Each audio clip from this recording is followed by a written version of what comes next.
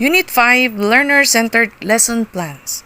Learning-centered lesson planning moves the focus away from the teacher toward the students, emphasize on students' perception of positive learning environment and interpersonal relationship with the teacher. Learner-centered learning focus on educational practices and principles. Student-centered classroom teachers plan with an emphasis on the knowledge of who their learners are both individually and collectively, and are armed with the best available knowledge about learning and about the best teaching practice by McCombs and Miller in 2007. A lesson plan is a teacher's daily guide for what students need to learn, how it will be taught, and how learning be measured. Lesson plans help teachers be more effective in the classroom by providing a detailed outline to follow each class period. 6 parts of lesson plans are: Number 1, lesson objectives. Number 2, related requirements. Number 3, lesson materials. Number 4, lesson procedure. Number 5, assessment method. And lastly, number 6, lesson reflection. I am showing now the structures for facilitating learner-centered teaching, the formal or the traditional.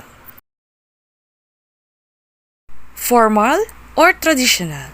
Approaches are generally teacher-directed, where students are taught in a manner that is conducive to sitting and listening. It applies also to one of these philosophies, which is the essentialism, that emphasize the academic content for students to learn the fundamental arts, which is the reading, writing, arithmetic, and right conduct. It acquired the basic knowledge, skills, and values necessary to understand the real world outside. It instills students with the essentials of academic knowledge and acting back to basic approach. It passed on the cultural and historical heritage to each new generation of learners, beginning with the basic. The formal or the traditional has advantages. Number 1, it is standardized, hence making sure the quality delivered to students is the same across the board regardless of the social background of the student. Number 2, it also has specific learning methods and activities, making it easy for students and teachers to easily master content and track their progress well.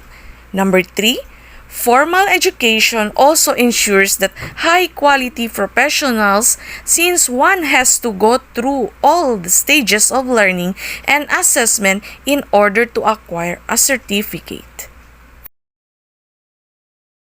Formal or traditional has also a disadvantages.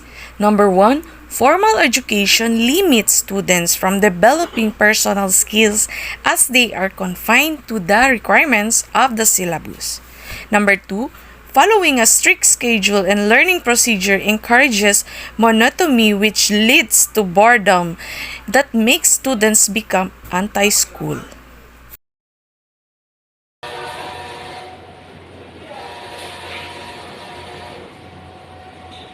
Good morning, class. Good morning, ma'am. Hello, everyone. Today, we will introduce ourselves to know each other. By the way, how's your day? Very good, ma'am. Very good, ma'am. Nice to hear. And now, let's start from you. Good morning, ma'am. Good morning, classmate. I am Aprilrose. Mobillon. I am 33 years old. I live in Umaga, Bakusila. That's all. Thank you. Good morning, everyone, especially to you, ma'am, classmates. My name is Elinor Banagua. I am 38 years old. I live in Victoria, Sapolcos. Good morning, ma'am. Good morning, classmates. My name is Aranda. I am 55 years old in technology. I live in Aranda. alive, tugbuhan sa pag-isip. I'm 21 years old. And now, I will introduce myself. I'm Anabelle Sayson from Buyangan, Before we start our formal topic, we will start with a prayer. Can you lead the prayer, please? Please stand up, please. Let us pray in the name of the Father, Son, and Holy Spirit. Amen. Thank you, Lord, for this wonderful day, for the good health, strength. Please help us and guide us while we are in our class, be able to catch up the topic that our teacher were going to discuss. In Jesus' name we pray. Amen. Father, Son, and Holy Spirit. Thank you. Please be seated. And today we will discuss about learner-centered teaching. So, we will, what is the objective for the teacher-centered teaching? It is about teacher-centered focuses on instructor, and the other one is learner-centered focuses on both student and instructor. And what is a formal tradition? A formal tradition is approaches are generally teacher-directed where students are taught in manners that is conducive to sitting and listening. It is applies also the one of the philosophies is essential that essentialisms that emphasize the academic and the for students to learn the fundamental for art, reading, writing, arithmetic, and write and that. It is acquires the basic knowledge, skills, and values necessary to center the real world outside. It is instills students with the essentials of academic knowledge, enacting back to basic approach. It is a pass on the cultural and historical heritage to each new generation of learners, beginning with the basic. There are advantages and disadvantages on this formal or tradition. The advantage of formal education it is standardized, means making sure quality delivery to students is the same across the board regardless of the social background of the student. It is also has specific learning methods and activities, making it easy for students and teachers to easily master content and track their progress well. Formal education also ensures that it produces high-quality professionals since one has to go through the stages of learning and assessment in order to acquire a certificate. That's the advantage of formal tradition or formal education. And the disadvantage of formal education or formal tradition are formal education limits students from developing personal skills as they are confined to requirement of the syllabus. And the number 2 is following strict schedule and learning procedure encourage to monotony which leads to boredom that makes students become anti-school. And now we will have a simple activity. I will show you visual aid and see what explain what you can see about the visual aid.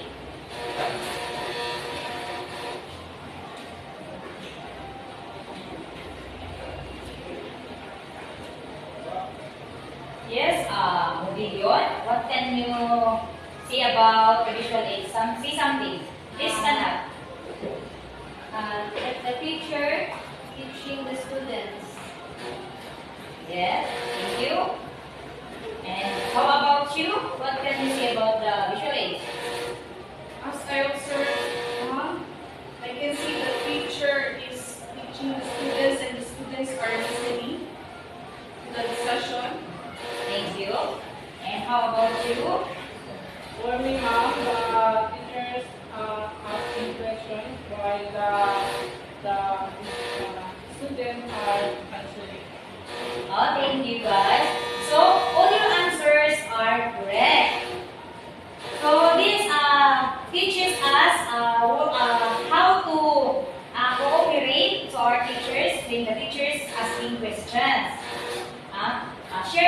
idea, share your knowledge if the teacher is asking you. Did you understand? Yes, ma'am. Okay, that's all for today. Thank you guys for listening, and don't forget to open your textbook and answer the assignment over there, and then evaluate yourself. How can you define what is the structures facilitating learner-centered teaching? Are we clear? Yes, ma'am. Any questions or verifications? None, ma'am. That's all for today. Thank you, class. Bye, everyone. Goodbye, teacher Sayson. Goodbye, class. See you tomorrow. Bye, ma'am. Bye, ma'am.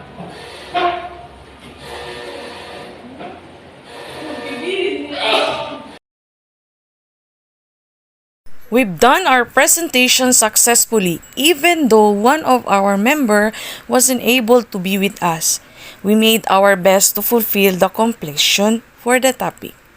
We made it successfully, thanks God for the guidance and strength.